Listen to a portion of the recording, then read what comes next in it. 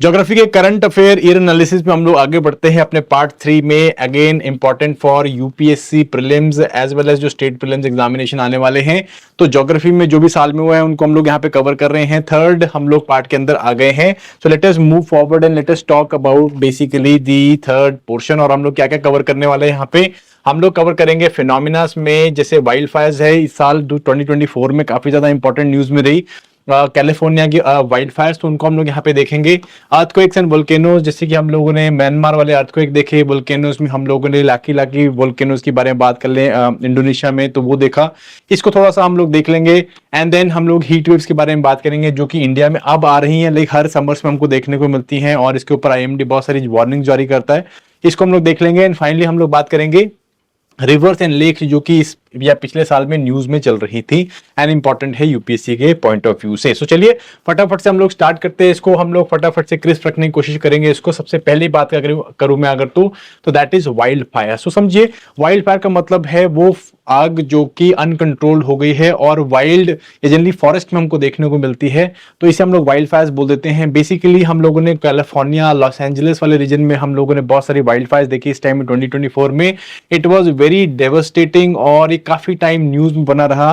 One of the important या हम लोग ऐसे one of the very devastating catastrophic environmental हम लोगों ने फिनोमिना देखा था, तो इसको हम लोग समझने की कोशिश करते हैं। अगेन ये जो कैलिफोर्निया में वाइल्ड फायर्स आई, this California region belongs to the Mediterranean type of climate. ठीक है जी, मेडिटेरेनियन टाइप ऑफ क्लाइमेट में यहाँ पे वाइल्ड फायर जो है बहुत ज्यादा कॉमन होती हैं। जस्ट अगर मैं आपको मेडिटेरेनियन टाइप ऑफ क्लाइमेट दिखाऊं तो ये बेसिकली आपको 30 to 40 degrees 45 degrees north and 30 to 45 degrees south में आपको देखने को मिलती हैं। और ये region western side of the जो ओशन या western side of the continent है वहां पे देखने को मिल रही है, जैसे कैलिफोर्निया है, the whole of Mediterranean region हो गया आपका, चिले वाला रीजन है, एंड सबसे इंपॉर्टेंट प्रेडोमिनेंटली वेस्ट और सदर्न ऑस्ट्रेलिया में देखने को मिलती है। ठीक है जी, अब ये जो क्लाइमेटिक जोन्स होते हैं इनका कैरेक्टरिस्टिक क्या होता है, ये वाइल्ड फायर्स के लिए क्यों इतने ज्यादा प्रोन होते हैं, तो इसे हमने समझना है कि भाई जो समर्स होती हैं इस टाइम पे, समर्स के टाइम पे यहाँ पे आपको हाई प्रेशर सेल्स देखने में मिलते हैं, जैसे कि यहाँ पे आप एंटी साइक्लोनिक सेल्स चलते हैं, जैसे यहाँ पे अजोज हाई होता है, नॉर्थ पैसिफिक हाई है, साउथ पैसिफिक हाई है, एंड साउथ आपका जो साउथ अटलांटिक हाई है, इंडियन ओशन हाई है। ठीक है नहीं, तो हाई प्रेशर सेल्स के कारण यहाँ पे समर्स में जो है वो बिल्कुल भी रेनफॉल नहीं होती है, समर्स कंपैरेटिवली ड्राई रहती हैं। और विंटर्स के टाइम पे ये हाई प्रेशर सेल्स जो है वो साउथ की तरफ को या फिर नॉर्थ की तरफ को खिसक जाते हैं, लाइक थोड़ा नीचे को चले जाएंगे, जिसके करके वेस्टर्लीज यहाँ पे एक्टिव होंगे और इसीलिए यहाँ पे मोस्टली विंटर्स रेनफॉल होती है। ठीक है, सो ये रीजन है विंटर रेनफॉल के, 2-3 महीने जो है विंटर्स में रेनफॉल होगी, बट समर जो है वो लॉन्ग होगी, प्रोलॉन्ग होगी और ड्राई रहती है, बिल्कुल ड्राई हो जाती है। ठीक है, इस चीज के कारण यहाँ पे क्या होता है कि बहुत ज्यादा आपको वाइल्ड फायर्स देखने को मिलती हैं, बिकॉज ये रीजन में बहुत सारे जो है आपको बुशेस देखने को मिलेंगी, जैसे कि अगर मैं बात करूं मार्टिल है या फिर इस तरह की बड़ी सारी बुशेस, लेवेंडर हमको देखने को मिलती है, मार्टिल हो गई इस तरह की। ठीक है, ये बुशेस वाला रीजन हम लोग देखने को मिलता है। यहाँ पे पेड़ भी जो हैं वो क्या होते हैं, वो भी फायर प्रोन होते हैं, जैसे इस रीजन में अगेन हम लोगों को इन्वेसिव मिमोसास के पेड़ देखने को मिलते हैं। ठीक है, अब होता क्या है, हुआ क्या बेसिकली कैलिफोर्निया में क्या हुआ। ठीक है, हम लोगों ने उससे पहले 2021 में 2022 में ऑस्ट्रेलिया में देखा, मेडिटेरेनियन में हम लोग स्पेन एंड पुर्तगाल में देखते हैं। कैलिफोर्निया में बेसिकली क्या हुआ, अगेन क्लाइमेट चेंज ने इसने यहाँ पे बड़ा रोल प्ले किया है। क्लाइमेट चेंज कैसे, अगेन देखो हम लोगों ने क्या देखा कि 2023 में एंड इवन 2022 में हम लोगों ने यहाँ पे समर्स में अनयूजुअली हाई रेनफॉल देखी। ठीक है जी, इस अनयूजुअली हाई रेनफॉल के कारण क्या हुआ, ये जो बुशेस हैं काफी ज्यादा बड़ी हो गई। ठीक है जी, घास जो है बहुत ज्यादा बड़ी, वेजिटेशन काफी ज्यादा उगी, बट 2024 तक आते आते समर जो है वो एक्सट्रीमली ड्राई रही, जिसके कारण ये बुशेस जो है वो क्या होगी, वो ड्राई होगी और एक टिंडर की तरह काम किया। एंड इवेंचुअली इसके कारण जब सब विंटर्स वाला टाइम आया या जब आपका सितंबर अक्टूबर वाला टाइम आया, तो यहाँ पे कैलिफोर्निया वाली साइड में एक विंड चलती है, एक लोकल विंड चलती है जिसे हम सेंट एना बोलते हैं। ये बेसिकली आपकी जो नेवाडा हिल्स हैं एंड सेंट एना हिल्स हैं वो वहां से डिसेंड करती है। वार्म ये एयर होती है moving from towards from the north east to south west, ऐसे चलती है। एंड ये जो है अपने साथ में बहुत ज़्यादा गर्म हवा लेके आती है। जब ये स्लोप से उतरती है तो और ज़्यादा गर्म हो जाती है एंड ये विंड जो है वो काफ़ी हाई स्पीड पकड़ लेती है, ठीक है। तो ऐसे टाइम में अगेन गर्म हवा चल रही है, बहुत तेज़ गर्म हवा है, ठीक है, बिल्कुल ड्राई आपकी वेजिटेशन है, और यहाँ पे चिंगारी का काम क्या करता है, चिंगारी का काम जैसे कि लाइटनिंग स्ट्राइक्स हो गई या फिर कुछ इस तरह की जो नेचुरल फिनोमिना से वो यहाँ पे आग स्टार्ट कर देती है, एंड इवेंचुअली इससे क्या हुआ, ये आग बहुत जल्दी अनकंट्रोल्ड हो गई, ठीक है जी। तो इस तरह से काम चलती है। प्री के लिए इंपॉर्टेंट हम लोगों के लिए क्या है, सेंट एना विंड्स हैं। सेंट एना विंड जो है वो कैलिफोर्निया में चलती हैं, ठीक है नहीं। सिमिलरली इसी तरह की विंड जो है ऊपर रीजन्स में चलती है, रॉकीज में, जिसे हम लोग चिनूक बोल देते हैं, एंड आपकी बेसिकली यूरोप में चलती है, जिसे हम लोग फुहान बोल देते हैं, ठीक है जी। सो आपने क्या करना है, जाके आपको warm winds and warm local winds and cold local winds हैं उनको आपको देख लेना है, ओके। एनीवेज, तो इसके कारण क्या हुआ, काफी ज्यादा यहाँ पे आगजनी हुई और बहुत सारे हम लोगों ने डेवस्टेशन देखने को मिली। हाउएवर अगेन बहुत सारी जो अथॉरिटीज है उनका ये भी बोलना था कि ऑलमोस्ट 85% जितनी भी वाइल्ड फायर जो है उसका कहीं ना कहीं एक ह्यूमन कॉज था, ठीक है। जैसे कि कैंप फायर्स हैं, पावर लाइंस में तेज हवा चलते करके ट्रिप हो जाना, या अदर ह्यूमन एक्टिविटीज हैं, इन करके जो है यहाँ पे आग लग सकती है, ठीक है। चलिए हम लोग इसके ऊपर नहीं जाएंगे, बट हमारा आइडिया यहाँ पे एक और इंपॉर्टेंट प्री के लिए इंपॉर्टेंट चीज जाती है, वो है कि फास्टचेक क्या है, ठीक है जी। सो फास्टचेक इज बेसिकली अ रिटार्डेंट, एक पिंक तरह का रिटार्डेंट है, फायर रिटार्डेंट है, जो हम लोगों ने यहाँ पे आग बुझाने के लिए इस्तेमाल कर रहे थे। आपने इस तरह की वीडियोस बहुत देखी होंगी जहां पे कि ऐसे एयरप्लेन जो है, लाइक मरीन के एयरप्लेन्स, वो इस तरह का पिंक कलर का इस तरह का रिटार्डेंट फेंक रहे हैं। इसे हम लोग फास्टचेक बोलते हैं। बेसिकली है क्या, ये अमोनियम फोस्फेटिक फर्टिलाइजर्स का मिक्स है, जिसको हम लोगों ने एक रेड कलर की डाई में मिक्स कर दिया है अलॉन्ग विद थिकनिंग एजेंट्स, और इसको हम लोग फास्टचेक बोलते हैं, ठीक है जी। इसको जो एयरप्लेन्स है ऐसे अप्लाई करते हैं, इसे थिकनिंग एजेंट्स क्यों बना रखें, ताकि हवा में ऐसे फैले ना। इसे आयरन ऑक्साइड की डाई क्यों डाल रखी है, ताकि इसका कलर जो है प्रोमिनेंटली जब नीचे गिरे तो दिख जाए, एंड इससे बेसिकली फायर फाइटर्स को पता चलता रहे कि कहाँ कहाँ पे हम लोगों ने इस जो फास्टचेक है उसको अप्लाई कर दिया है, एंड किधर किधर जो है अप्लाई करना रह गया है। तो इसको हम लोग यूज कर रहे थे। इस डाई के अंदर जो है हमें कई जगह लाइक क्रोमियम एंड कैडमियम जैसे हैवी मेटल्स भी देखने को मिलते हैं, जिससे कि बहुत सारे एनवायरमेंटल एक्टिविस्ट थे वो ये भी बोल रहे थे कि भाई अगेन इससे कहीं ना कहीं जो वाइल्ड लाइफ है और जो बायोडाइवर्सिटी है, जो इकोसिस्टम्स है, वो खराब हो सकते हैं, ठीक है कि नहीं। सो फास्टचेक इंपॉर्टेंट है आप लोगों के लिए, and this is wild Fyers, okay. Next is another important topic was heat waves, ठीक है जी। सो हीट वेव अगेन जैसे हमें पता है कि भाई अगेन समर आ गई हम लोगों के लिए, हीट वेव जो है वो हमको फिनोमिना देखने को मिलता है, ठीक है। हीट वेव होती क्या है, कोई ऐसी वेव नहीं चल रही है, basically it is nothing but an abnormally high temperatures. Abnormally high temperatures हम लोग देखते हैं। ये एबनॉर्मली हाई टेम्परेचर्स हमें जनरली समर्स के टाइम पे देखने में मिलते हैं। इंडिया में ये जो है अप्रैल के एंड से स्टार्ट जाता है, एंड मई एंड जून में हम लोग पीक होते देखते हैं, स्पेशली नदर्न इंडिया वाली साइड में बहुत ज़्यादा टेम्परेचर्स हाई हो जाते हैं, जिसके कारण हाँ हम लोगों को, जैसे जो ह्यूमन बींग्स हैं, स्पेसिफिकली फिजियोलॉजिकल स्ट्रेस हो सकता है, एंड सब टाइम हीट स्ट्रोक से डेथ भी हो जाती है, ठीक है। तो इसको हम लोग समझते हैं कि हम लोग हीट वेव को कैटेगराइज कैसे करते हैं फटाफट से। हीट वेव को डिक्लेयर कौन करता है, वो इंडियन मेट्रोलॉजिकल डिपार्टमेंट करता है। कैसे होता है, क्या क्राइटेरिया रखा हम लोगों ने, पहला हम लोगों के पास है मिनिमम टेम्परेचर थ्रेशोल्ड वाला क्राइटेरिया, जिसके तहत अगर प्लेन्स में 40 डिग्रीज या उससे ऊपर टेम्परेचर चला जाए, या हिल्स में 30 डिग्रीज या उससे ऊपर टेम्परेचर चला जाए, तो उन जगहों पे हम लोग जो है क्या हीट वेव लाइक कंडीशंस को heat wave like condition start हो जाती है, ठीक है जी। अब देखा जाता है कि इस मिनिमम थ्रेशोल्ड से कितना टेम्परेचर ऊपर बढ़ा है। अगर डिपार्चर जो है टेम्परेचर 4.5 डिग्री से 6.4 डिग्री तक बढ़ा है, तो इसे हम लोग हीट वेव कैटेगराइज कर सकते हैं। और अगर 6.5 डिग्री से ऊपर चला गया है, 6.5 या उससे डिग्री से ऊपर चला गया है, तो उसे हम लोग सिवियर हीट वेव कैटेगराइज कर देते हैं।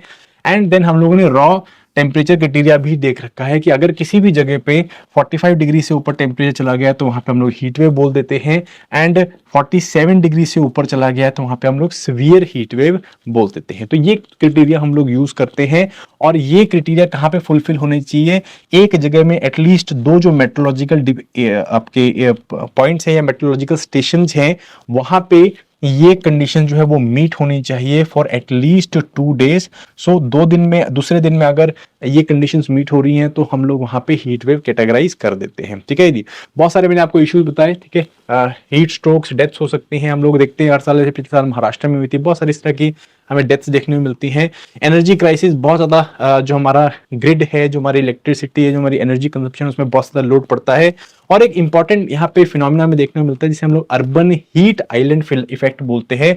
बेसिकली आसपास जो रूरल एरियाज हैं वहाँ, उसके मुकाबले जो अर्बन एरियाज होते हैं वहाँ पे बहुत ज़्यादा टेम्परेचर राइज जाते हैं। ये टेम्परेचर राइज मैक्सिमम हमें रात के टाइम पे देखने में मिलते हैं। इसे हम लोग अर्बन हीट आइलैंड फिनोमिना बोल देते हैं। Again it is because of कि अर्बन एरिया जो है वो हेवीली कॉन्क्रीटाइज्ड हैं, सरफेस एरिया बहुत ज़्यादा है। ठीक है जी, बिल्डिंग्स बनी हुई है, बहुत ज़्यादा हीट एब्जॉर्ब होती है as compare to surrounding rural area जहाँ पे कि पानी के स्रोत ज़्यादा हैं और ग्रीनरी ज़्यादा होती है। ठीक है कि नहीं, तो ये हमें यहाँ पे देखने को मिलता है।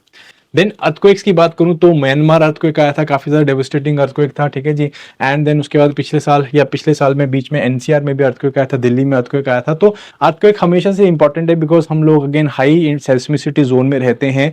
ऑल लॉन्ग हिमालय जो है बहुत सारे अर्थक्वेक्स आते हैं, अर्थक्वेक प्रोन एरियाज हैं, तो हमें अर्थक्वेक जो हमेशा के सबसे ही इंपॉर्टेंट है। ठीक है जी, क्वेश्चन कैसे आते हैं कि अर्थक्वेक जो है वो जहाँ पे आता है, लेट्स से जहाँ पे अर्थक्वेक ओरिजिनेट होता है जमीन के नीचे, उसे हम लोग क्या बोलते हैं, उसे हम लोग याद रखना है फोकस बोलते हैं, या इसे हम लोग हाइपोसेंटर भी बोल देते हैं। और यहां से जो है वेव्स के फॉर्म में एनर्जी ट्रेवल करती है। दो तरह की वेव्स होती हैं, P waves and S wave, primary wave and secondary wave.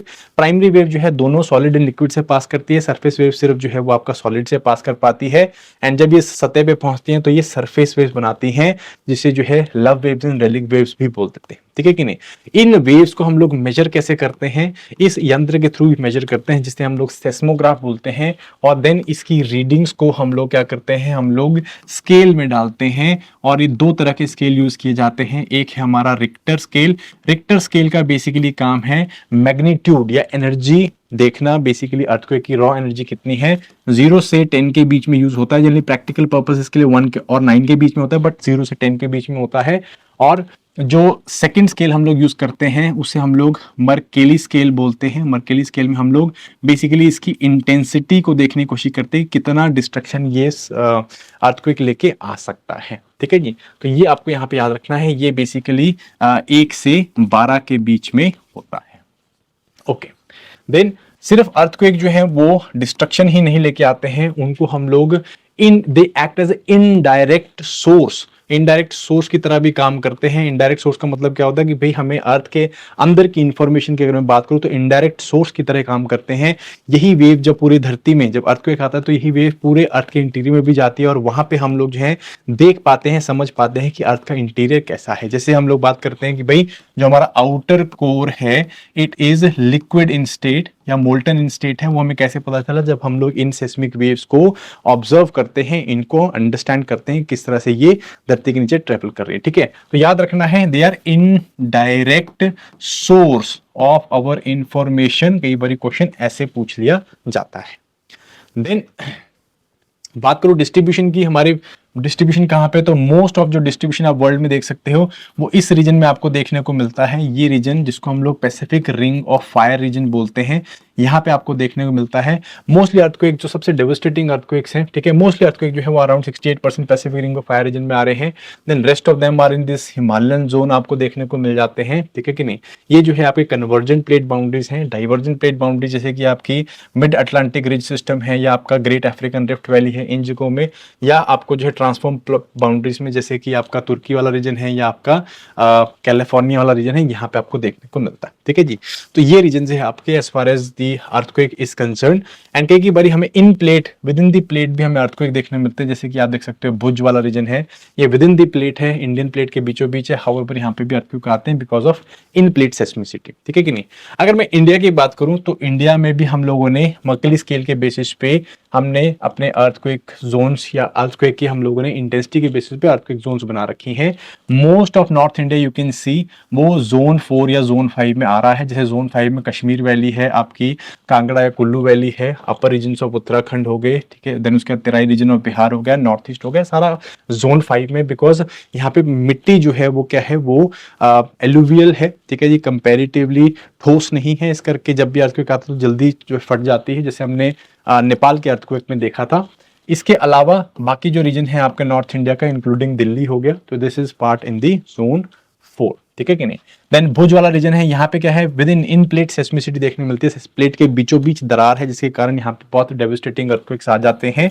तो they are basically your in plate seismicity, ठीक है जी। इसमें दो जोन्स हैं आपकी, जैसे कि नर्मदा सोन लिनामेंट है एंड भुज है। भुज को हमने जोन 5 में डाल रखा है, एंड नर्मदा सोन लिनामेंट है, इसको हमने जोन 3 में डाल रखा है, ठीक है कि नहीं। ये हमारे जो है अर्थक्वेक्स हो गए, ठीक है।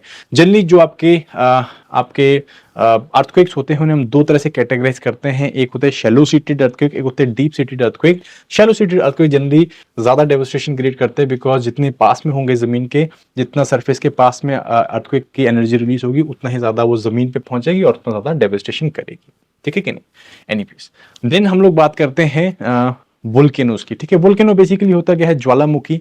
बेसिकली जमीन के नीचे का जो गर्म हॉट मोल्टन रॉक्स होती हैं, जब वो धरती की सतह पे आती है, जब नीचे होती हैं उनको हम लोग बोलते हैं मैग्मा। जब वो ऊपर आती है तब उन्हें हम लोग लावा बोल देते हैं। तो जब ये इस तरह का लावा जो है या मैग्मा वो बेसिकली सरफेस के ऊपर आता है अलॉन्ग विद गैस, डस्ट, पायरोक्लास्टिक्स, ठीक है, सिंडर्स, तो उसको हम लोग बेसिकली उस फिनोमिना को हम लोग वोल्केनिज्म बोल देते हैं, ठीक है। अब वोल्केनिज्म जो है अलग अलग तरह से हम लोग कैटेगराइज करते हैं, जैसे कि पीरियोडिसिटी के बेसिस पे हम लोग active, dormant and extinct volcanoes भी बोलते हैं। हाउएवर एक्सप्लोजन के बेसिस पे या फिर काइंड ऑफ जो लावा है वो किस तरह का है, उसके बेसिस पे हम लोग दो टाइप्स में डिवाइड करते हैं, ठीक है जी। एक टाइप होती है जिसमें लावा जो है वो बसोल्टिक नेचर का होता है, और वो कंपैरेटिवली क्या है, कंपैरेटिवली वो इजीली फ्लो करता है, उसकी जो विस्कोसिटी है वो कंपैरेटिवली कम होती है, ठीक है जी। बसोल्टिक है, फ्लो जो है काफी ज्यादा इजी होता है, विस्कोसिटी कम है। दूसरा जो है वो एंडेसाइटिक या ग्रेनाइटिक होता है, और लावा जो है वो हाईली विस्कस होता है, बहुत स्लो फ्लो करता है। एंड यहाँ पे जनरली गैस, डस्ट, पायरोक्लास्टिक्स देखने को मिलती है। यहाँ पे जनरली आपको गैस देखने को मिलेगी, इसके अलावा आपको यहाँ पे चीजें देखने को नहीं मिलती है, कम देखने को मिलती है, ठीक है। इसके बेसिस पे हम लोग fissure type volcano and shield type volcano की बात करते हैं। फिजर टाइप वोल्केनो जैसे हमारा डेक्कन प्लेटू जो है वो इसी तरह से बना है, फिजर दरार पड़ी है, उसके ऊपर जो है लावा फ्लो करने लग गया, तो फिजर टाइप का वोल्केनो। देन इस शील्ड टाइप का वोल्केनो जो कि जनरली हॉटस्पॉट्स में देखने को मिलता है या फिर डाइवर्जेंट प्लेट बाउंड्रीज में देखने को मिलता है। फॉर इंस्टेंस आपका गैलापागोस के वोल्केनोज हैं या फिर आपका हवाई के वोल्केनोज हैं, ठीक है जी। तो ऐसा ही एक वोल्केनो न्यूज में था, ला किम्ब्रे वोल्केनो है, जो रिसेंटली इरप्ट हुआ गैलापागोस में है, and it is a form of shield volcano, ठीक है जी। रेस्ट बाकी जो 4 टाइप के वोल्केनो हैं उन्हें हम लोग cinder cone, caldera, volcanic dome and composite volcano बोलते हैं। कंपोजिट वोल्केनो का नाम एक और हम लोग बोलते हैं, दैट इज स्ट्रेटोवोल्केनो, बिकॉज ये बहुत हाई पीक्स बनाते हैं, एंड जब विस्फोट करते हैं तो गैस, डस्ट को जो है ऑलमोस्ट स्ट्रेटोस्फीयर तक फेंकते हैं। सिमिलरली इसका एक्सट्रीम फॉर्म जो होता है वो कैल्ड्रा होता है, जब वो फटता है तो पूरा का पूरा जो है मैग्मा का चेंबर ही फट जाता है, पूरा पूरा माउंटेन कोलैप्स कर जाता है, ठीक है जी। ऐसी हम लोगों ने वोल्केनिक इरप्शन देखा है, रुआंग वोल्केनो है एंड लाकी लाकी वोल्केनो है इंडोनेशिया में। दोनों volcano Pacific ring of fire में मिलते हैं, and they were type of composite volcano. तो न्यूज में चल रहे थे तो ये इस तरह से हमने देख ली, ठीक है। आगे बढ़ते हैं हम लोग, then talk about the last point, that is rivers and lakes in news. As far as rivers are concern, so Shyok नदी, शारावती नदी, घाटप्रभा, पेन्नारी नदी या पेन्नेरू नदी, यमुना, ये जो है न्यूज में चल रही थी। लेक्स में बात करूं तो इंडिया में रूपकुंड, लोनार लेक थी, उसके बाद आयरी लेक, आयर, ग्रेट लेक्स में अमेरिका में तुर्काना, नेट्रन, बेल्कन, बेकॉल लेक, लडोगा लेक, ये जो है कैस्पियन सी, ये जो है न्यूज में चल रही थी, ठीक है। फटाफट से इनको हम लोग देखते हैं सिर्फ एग्जाम के पॉइंट ऑफ व्यू से, ठीक है जी। श्योक नदी, तो पिछले साल जो है यहाँ पे इंडियन आर्मी के जो पर्सनल हैं they died crossing the Shyok river, Daulat Beg Oldi sector में, ठीक है। तो ये बेसिकली नदी जो है वो आपको अपर रीजन्स में देखने को मिलती है, ठीक है कि नहीं, अपर रीजन्स में देखने को मिलती है। And as far as the river is concern, तो ये रिवर जो है वो रेमो ग्लेशियर है, वहां से निकल रही है, एंड जो काराकोरम रेंज के पास से, और ये बेसिकली किसको जाके मिलती है, इंडस को जाके मिल जाती है, ठीक है जी। So if this is the portion of our country, तो ये बेसिकली यहाँ से निकल रही है, Shyok river, this is Rimo glacier, ठीक है, नियर द काराकोरम रेंज, और ये बेसिकली किसको मिलती है, ये इंडस को जाके रिवर जो है वो इंडस को जाके मिल जा रही है। दिस इज रिवर इंडस, ठीक है जी। इंडस रिवर और इंपॉर्टेंट न्यूज में चली गई है because of the Indo Pakistan issue and that Pahalgam attack. तो इंडस रिवर जो है इसको आके मिलती है श्योक, अगेन ये जो है स्कार्दू में इसको आके मिल रही है गिलजित बाल्टिस्तान रीजन में। इसकी एक इंपॉर्टेंट ट्रिब्यूटरी है, ये ट्रिब्यूटरी है नुब्रा रिवर जो कि सियाचिन ग्लेशियर से निकलती है, ठीक है। सो इंडस की ट्रिब्यूटरी आपने याद रखना है, छोटी सी नदी है, ज्यादा बड़ी नदी है, 200-250 कुछ किलोमीटर की ये नदी है, ठीक है। इंडस रिवर वाला सारा पोर्शन देख लेते हैं बिकॉज इंडस रिवर सिस्टम जो है वो न्यूज में चल पड़ा है आपका। तो समझो इसको, इस चीज को, इंडस और इसकी 5 इंपॉर्टेंट ट्रिब्यूटरी, तो टोटल 6 रिवर्स हो गई आपकी। तो इंडस नदी जो है वो बोकरचू ग्लेशियर के आसपास से निकल रही है, ठीक है। एग्जैक्ट सोर्स हमें नहीं पता, बोकरचू के आसपास से निकलती है एंड देन इंडिया को अराउंड 4200 कुछ आपकी हाइट में 4200 मीटर्स की हाइट में आके एंटर करती है, ठीक है जी। डेमचौक में आके एंटर कर रही है लद्दाख में, देन उसके बाद लद्दाख एंड जास्कर रेंज के बीच में फ्लो करती है। इसको जो है इसकी एक ट्रिब्यूटरी दैट इज जास्कर नदी आके मिलती है लेह में एंड सिमिलरली जैसे मैंने अभी आपको बताया श्योक रिवर आके इसको मिलती है स्कार्दू में, ठीक है कि नहीं। और इसके बाद गिलजीत रिवर है, ये इसको आके मिलती है इन गिलजीत बाल्टिस्तान रीजन में, ठीक है जी। उसके बाद ये नंदा देवी के बाद जो है अब ये प्लेस में निकल जाती है पाकिस्तान में, अटोक से होती हुई ये जो है इवेंचुअली प्लेन से पहुंचती है। यहाँ पे इसकी कुछ ट्रिब्यूटरी जैसे काबुल नदी है जो कि अफगानिस्तान की इंपॉर्टेंट रिवर है, सिमिलरली खुर्रम नदी है, गोमल नदी है, वो इसको आके मिल रही है। एंड इसके बाद पंजनद का पानी जो है 5 रिवर्स का पानी इसको आके मिलता है मिठानकोट के पास में। और इसके बाद जो है ये अरेबियन सी में एक बहुत बड़ा डेल्टा बनाती है, ठीक है। ये डेल्टा जो टाइप है वो है आपका आर्कोई टाइप है डेल्टा का। यहाँ पे इसका पाकिस्तान का इंपॉर्टेंट शहर कराची भी देखने को मिलता है, ठीक है जी।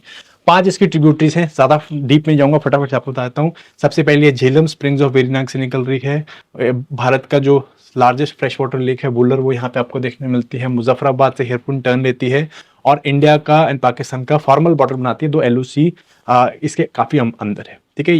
सिमिलरली सेकंड जो इसकी रिवर है वो है चिनाब, चंदर और भागा बन के जो है बारालाचा पास के आसपास निकलती है और बेसिकली तांडी में जाके 2 रिवर्स है चंद्रा भागा, वो मिलके चंद्र भागा बनाती है। उसके बाद ये बेसिकली जम्मू एंड कश्मीर में जाती है, कश्मीर से होती हुई बेसिकली इवेंचुअली पाकिस्तान में एंटर कर जाती है, ठीक है जी। चिनाब में आपको बहुत सारे प्रोजेक्ट्स हम लोगों के, बगलिहार है, दुलहस्ती है, वो प्रोजेक्ट्स हम लोगों ने यहाँ पे लगाने की कोशिश करी थी, ठीक है।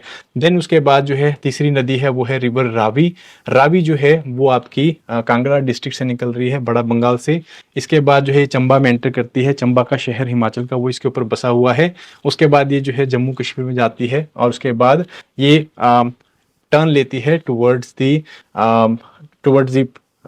पंजाब एंड वहाँ पे अमृतसर वाले रीजन में जो है ये क्या करती है, इंडिया और पाकिस्तान का बॉर्डर बनाती है। जो रावी है, जो लाहौर है, वो रावी के तट पे बसा हुआ है। इसके बाद जो है आपकी आती है ब्यास नदी जो कि ब्यास कुंड से निकल रही है और ये बेसिकली 560 कुछ किलोमीटर नदी है जो सिर्फ इंडिया में ही देखने को मिलती है।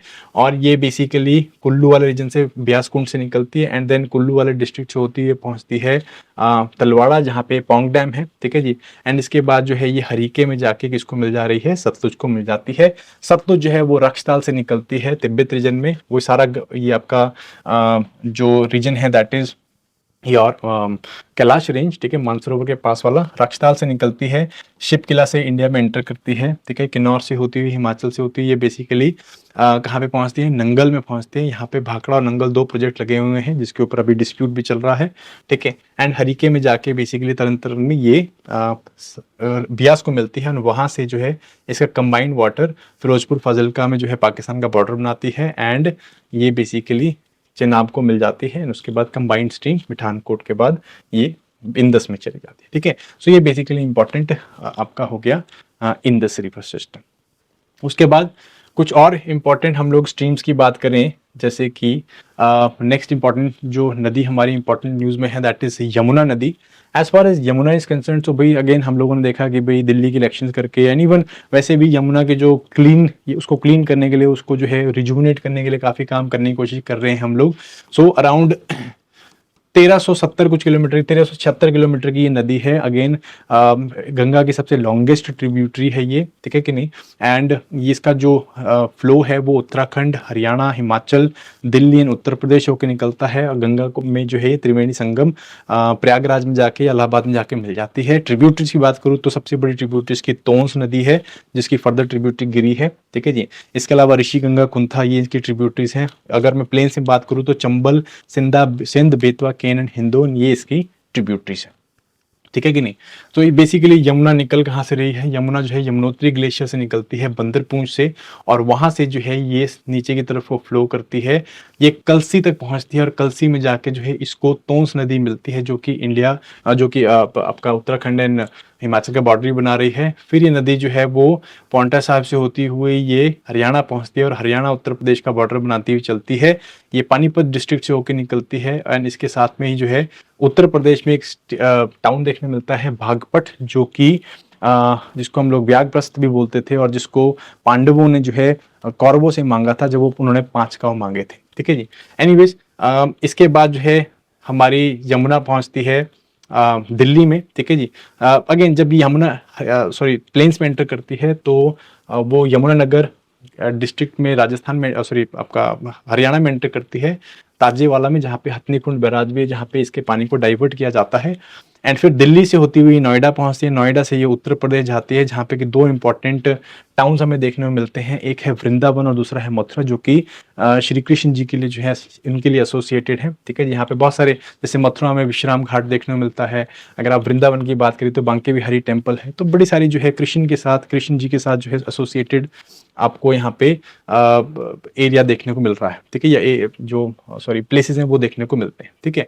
इसके बाद जो है यहाँ पे आगरा भी इसी के तट पे बसा हुआ है, one of the most iconic cities and UNESCO heritage list में भी आता है। एंड देन फाइनली त्रिवेणी प्रयागराज में जाके जो है ये गंगा से मिल जाती है, ठीक है। 3 इसकी ट्रिब्यूटरीज इंपॉर्टेंट, जैसे कि मैं यहाँ पे बताऊं, दिस इज जनपाव हिल से चंबल नदी निकल रही है, और चंबल नदी जो है वो इसको इटावा में जाके मिल जाती है।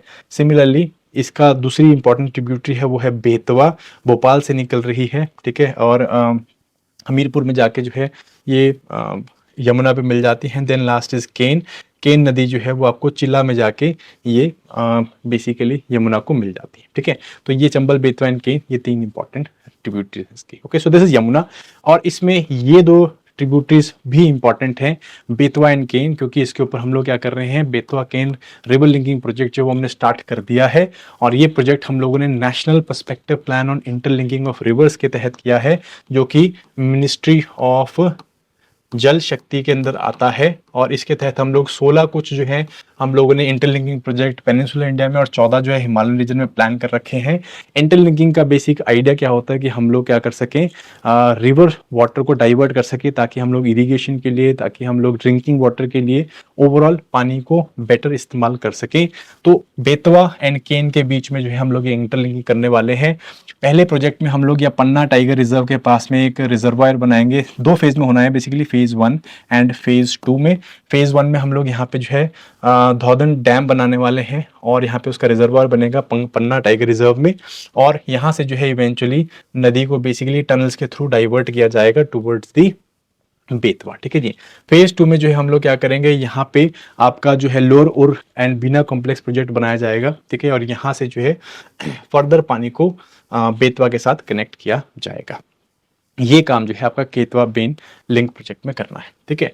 देन उसके और रिवर्स की बात करूं, रिवर शारावती जो है बहुत ही छोटी नदी है, लेकिन 128 कुछ किलोमीटर की नदी है, जो कि सिर्फ कर्नाटका में ही देखने में मिलती है, वेस्टर्न घाट से निकल रही है और अरेबियन सी में जाके ड्रेन कर जाती है, कर्नाटका में है, ठीक है। इसके ऊपर बेसिकली सैंड माइनिंग को जो है बैन करने के लिए न्यूज़ में चल रही थी। इंपॉर्टेंट चीज़ है कि इसके ऊपर इंडिया के सबसे हाईएस्ट फॉल देखने मिलते हैं, जिन्हें हम लोग जोग फॉल्स या जेर सोपा फॉल्स बोल देते हैं, जो कि अराउंड 250 कुछ किलोमीटर के जो है मीटर हाइट के फॉल्स हैं, ठीक है जी। सो आपने बताना है मुझे कि हाईएस्ट जो फॉल्स हैं वर्ल्ड के वो कहाँ पे है और कौन सी नदी के ऊपर है। ओके चलिए, सो नेक्स्ट इंपॉर्टेंट नदी थी वो थी पेन्नेरू नदी या पेन्नार नदी, या इसे हम लोग उत्तर पिनाकिनी भी बोलते हैं, दक्षिण पिनाकिनी भी बोल देते हैं, बहुत सारे नामों से जानी जाती है। सो ये बेसिकली आपकी बे ऑफ बंगाल ड्रेनेज की एक नदी है, पेनिनसुलर रिवर है, कुछ इस तरह से निकलती है ये, ठीक है। और ये बेसिकली नंदी दुर्ग पीक से चन्नाकेश्वर हिल्स हैं यहाँ से निकल रही है, एंड इवेंचुअली इस तरह से जाके बे ऑफ बंगाल में ड्रेन करती है, ठीक है। बहुत सारी इसकी ट्रिब्यूटरीज हैं, जैसे पापगिनी है, चिरावती है, बड़ी सारी इसकी ट्रिब्यूटरीज हैं छोटी छोटी। और इसका जो बेसिन स्टेट है वो तमिलनाडु है, वो है आंध्र प्रदेश, तमिलनाडु एंड कर्नाटका, ठीक है जी। तो ये इसके जो है बेसिन स्टेट है, जिसमें तमिलनाडु जो है मैक्सिमम है यहाँ पे। एनीवेज, तो ये इसकी कुछ ट्रिब्यूटरीज हैं, ठीक है कि नहीं। जैसे मैंने आपको बताया चिरावती है, कुंडेरू है, पापगिनी है, ये इसकी कुछ ट्रिब्यूटरीज हैं। और अगेन मोस्टली ये मानसून के टाइम पे ही फ्लो कर रही है, उसके रेस्ट ऑफ द टाइम में कंपैरेटिवली आपको ड्राई देखने को मिलती है। और बेसिकली डिस्प्यूट रहता है इरिगेशन के लिए इसका between Tamil Nadu and rest of the state, ठीक है। एक इंपॉर्टेंट जो इसके ऊपर कॉम्प्लेक्स आपको देखने को मिलता है वो है ये कैनियन, इसको हम लोग जो है गंडीकोटा कैनियन बोल देते हैं। ये गंडीकोटा कैनियन जो है वो कडप्पा डिस्ट्रिक्ट आंध्र प्रदेश में देखने को मिलता है, और इसी के ऊपर एक बहुत ही ज्यादा मार्वलस कल्चरल जो है हेरिटेज साइट देखने को मिलती है, जो कि गंडीकोटा फोर्ट कॉम्प्लेक्स है, जिसे अब हम लोग यूनेस्को में भी एंटर करवाने की कोशिश कर रहे हैं, यूनेस्को हेरिटेज लिस्ट में, जहाँ पे कि आपको माधवराय टेम्पल, श्री रघुनाथ स्वामी टेम्पल जैसे कंस्ट्रक्शन देखने को मिलती हैं, जो कि basically Vijayanagar style of architecture का बहुत ही अच्छा एग्जाम्पल है। इसके अलावा चार मीनार हैं, ठीक है, मॉस्क हैं यहाँ पे, अब वो देखने को मिलते हैं। एनीवेज, सो इसके आगे हम लोग आगे चलते हैं, ठीक है। देन ये सब जो है आपके पास रिवर्स हैं, अगर आप चाहोगे तो रिवर्स और उनकी ट्रिब्यूटरीज यहाँ पे लिखी हुई हैं, अगर आप चाहते हो तो इसका पीडीएफ जो है वो टेलीग्राम से डाउनलोड कर लेना, इसको आप साथ साथ में रिवाइज कर सकते हो, ठीक है कि नहीं। सारी मैंने यहाँ पे लिखी हुई, ठीक है। सो क्वेश्चन है, arrange the following rivers from east to west direction. So ये रिवर्स हैं, आपको एक इंपॉर्टेंट काम करना है, नदियों को जो है east to west and north to south लगाना है। याद रिवीजन करते हुए आपने याद रखना है, पेनिनसुलर जो रिवर्स हैं इनको आपने नॉर्थ टू साउथ याद करना है, ठीक है, एक बार ऊपर ऊपर दिमाग से निकाल लेनी है। एंड जो आपकी हिमालयन रिवर्स है इनको अपने ईस्ट टू वेस्ट या फिर वेस्ट टू ईस्ट एक बारी याद करना है, तो कि इस तरह के क्वेश्चन आ सकते हैं, which of the following rivers flow from east to west direction, ठीक है। तो रिवर्स देखो और इसका मुझे आंसर बताओ। ओके, सो बेसिकली आंसर इसका जो है बी 2, 1, 3 एंड 4 है। सो आप यहाँ पे रिवर्स देख सकते हो, ठीक है कि नहीं। तीस्ता यहाँ पे आ गई आपकी, तीस्ता है, कोसी है, गंडक है, रप्ती, घग्गर, गोमती, रामगंगा, यमुना और गंगा यमुना, ठीक है जी। तो इस तरह से आपको याद करना है east to west, and then उसके बाद नॉर्थ टू साउथ थोड़ा सा एक बार देख लेना। देन हम लोग बेसिकली बात करते हैं लेक्स की। तो as far as lakes are concern, तो इंपॉर्टेंट लेक्स इंडिया की अगर हम देखें तो जैसे वुलर लेक है आपकी, this is the largest fresh water lake of our country. Sambhar lake है जो है, this is the inland saline lake of the country, ठीक है जी। देन उसके बाद वेम्बनाड लेक है, this is the longest lake of the country. Similarly Govind Vallabh Pant Sagar है जो कि रिहान नदी के ऊपर है, ठीक है कि नहीं। This is basically the largest artificial lake of our country. Chilka lake जो है लार्जेस्ट ब्रैकिश वाटर या फिर आपका लगून लेक है हमारे देश की। एंड गुरु डोंगमा, नॉट चोलांगमो, गुरु डोंगमार सिक्किम में, ये हमारे जो है हाईएस्ट लेक है, ठीक है जी। अब लेक न्यूज में कौन सी चल रही थी, वो थी रूपकुंड लेक। रूपकुंड लेक जो है अगेन क्लाइमेट चेंज के कारण जो है धीरे धीरे श्रिंक हो रही है। इसको हम लोग स्केलेटन लेक भी बोलते हैं, because of the massive skeleton remains जो हमें यहाँ पे देखने को मिले थे। ये basically Nanda Devi national park में के रीजन में देखने मिलती है, गढ़वाल हिमालयस में, ठीक है कि नहीं। सिमिलरली इसी के साथ साथ में अनदर इंपॉर्टेंट लेक जो कि न्यूज में थी वो थी Lonar lake, which is the only crater lake of India and the one of the 4 crater lakes of the world. और ये जो है इम्पैक्ट क्रेटर, लाइक जो मीटियोरिटिक इम्पैक्ट है उसके कारण जो है यहाँ पे क्रेटर बना था, उसके अंदर ये लेक बनी हुई है, ठीक है कि नहीं। बाकी 3 कौन सी है, पराना बेसिन है, विस्ते एल्जे है एंड सिरे जरुआ है, ये ब्राजील के अंदर है, ठीक है जी। सो रामसेर वेटलैंड भी हमने लोनार लेक को डिक्लेयर कर रखा है, ओके। एनीवेज, इसको हम लोग यूनेस्को वर्ल्ड हेरिटेज लिस्ट में भी डालने की कोशिश कर रहे हैं। देन इंटरनेशनल लेवल में कुछ लेक्स न्यूज में थी, जैसे कि लेक लडोगा है, दिस इज ऑफ रशिया, ठीक है। सिर्फ आपको ये याद रखना कहाँ पे है, lake Ladoga is in Russia, this is the second largest lake after Baikal lake in Russia. Similarly Saint Petersburg के पास में देखने मिलती है। Second is lake Eyre, lake air जो है it is one of the Great Lakes of America. Lake Superior ये सबसे लार्जेस्ट लेक है वर्ल्ड की। उसके बाद मिशिगन है, लेक हुरन है, लेक एयर है, लेक ओंटारियो है। लेक एयर जो है वो इंडिया कनाडा सॉरी आपका कनाडा एंड यूएसए का बॉर्डर भी बनाता है, ठीक है। लेक तुर्काना है, this is the largest permanent desert lake of the world which is between Kenya and Ethiopia. Fourth largest lake है अफ्रीका की। सिमिलरली लेक नैट्रन है, this is alkaline saline lake है, ये आपको तंजानिया में देखने को मिलती है, ठीक है जी। और ये लेसर फ्लेमिंगोस का ग्राउंड है, ठीक है। और फिर दो इंपॉर्टेंट लेक है आपकी, जैसे कि लेक बैकाल है, ये दुनिया की ओल्डेस्ट लेक है as well as deepest lake है। इसकी एवरेज एज जो है वो अराउंड 25 मिलियन ईयर्स की हम लोग मानते हैं, जिससे कि ये सबसे ओल्डेस्ट लिविंग लेक बन जाती है। इसकी जो डीपेस्ट पॉइंट है वो अराउंड 1620 मीटर का है, जो कि अगर मैं बुर्ज खलीफा की हाइट से बात करूँ तो ऑलमोस्ट उसके 2 गुना है, ठीक है कि नहीं। एंड इसी के साथ साथ में जो है ये अपने बायोडाइवर्सिटी के लिए भी काफ़ी ज़्यादा फेमस है। ये यूनेस्को के वर्ल्ड हेरिटेज लिस्ट में हम लोगों ने डाल रखी है। और यहाँ पे दुनिया की सबसे बड़ी fresh water seal that is Baikal seal वो देखने को मिलती है, ठीक है। Then Caspian Sea was also in the news again because of its rapid shrinking. So Caspian Sea जो है नाम जरूर हमने सी दे रखा, बट सी नाम सी नहीं है, इट्स एक्चुअली अ लेक। और धीरे धीरे करके जो है क्या कर रही है, श्रिंक कर रही है। अगेन कैस्पियन सी जो है इट इज कौन कौन से कंट्रीज को जो है घेरते हैं वो देख लीजिए। कजाकिस्तान है, देन तुर्कमेनिस्तान है, ठीक है, देन ईरान है, अजरबैजान है एंड रशिया है, ठीक है जी। कंप्लीटली लैंडलॉक्ड ये लेक है। मोस्ट ऑफ जो इसका पानी है वो इसको वोल्गा नदी से आता है, जो कि यूरोप की सबसे बड़ी नदी भी है। मोस्ट ऑफ द पानी उसको यहाँ से आ रहा है, ठीक है कि नहीं। सो ये बेसिकली आपकी लेक्स न्यूज में थी। So again rest I think most of the areas हमने कवर कर ली हैं। अब रह गई हैं प्लेसेस न्यूज़, उसको मैं आपको जो है नेक्स्ट सेशन में कंप्लीट कर पाता हूँ।